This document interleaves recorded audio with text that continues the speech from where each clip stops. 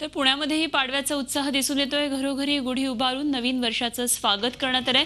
तर नववर्षानिमित्त विविध ठिकाणी मिरवणुकाही काढण्यात येतात। पारंपरिक बँड, विद्यार्थ्यांनी सादर केलेली भजनं, चित्ररथ अशा थाटामाटात पुण्यामध्ये मिरवणुकांना सुरुवात झाली आहे।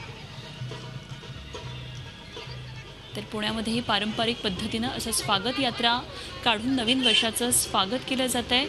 ठिकठिकाणी या शोभायात्रा काढल्या जातात। यामध्ये शाळकरी मुलंही सहभागी झालेली आहेत। या मिरवणुकीमध्ये महिला आणि मुलींचा मोठा सहभाग दिसून आला। शोभायात्रेत सहभागी झालेल्या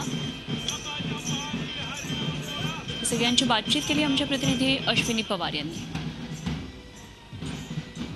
माझ्याबरोबर काही तरुणी आहेत ज्या या शोभायात्रेमध्ये सहभागी झालेल्या आहेत आणि केवळ सहभागी झाले नाही तर सामाजिक संदेशही देत आहेत। मला सांग की तू पारंपरिक वेशभूषेमध्ये सहभागी झालेली आहे, कसं वाटतं? सर्वप्रथम सगळ्यांना गुढीपाडव्याच्या हार्दिक शुभेच्छा आणि नववर्ष हे सुखाचं समृद्धीचं जावो। आणि ही गुढी आम्ही स्त्री शिक्षणासाठी उभी करतो आहोत। तर हा घरोघरी आम्हाला संदेश पोहोचायचा आहे म्हणून आम्ही ही रॅली आज काढलेली आहे आणि पारंपरिक आमच्या वेशभूषामध्ये आम्ही हे गुढी उभारत आहोत। तू काय सांगशील?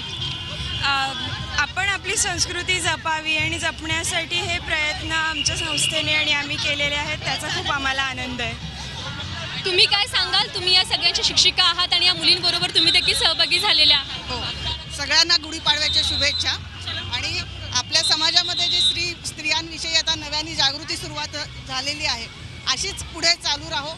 आपल्या समाजातील सगळ्या माता भगिनी अशाच पुढे येत राहोत आणि ही आपल्याकडे जी आपण गुढी उभी केली आहे ही स्त्रियांच्या रूपाने ही गुढी अशीच उत्तरोत्तर पुढे उभारत राहो।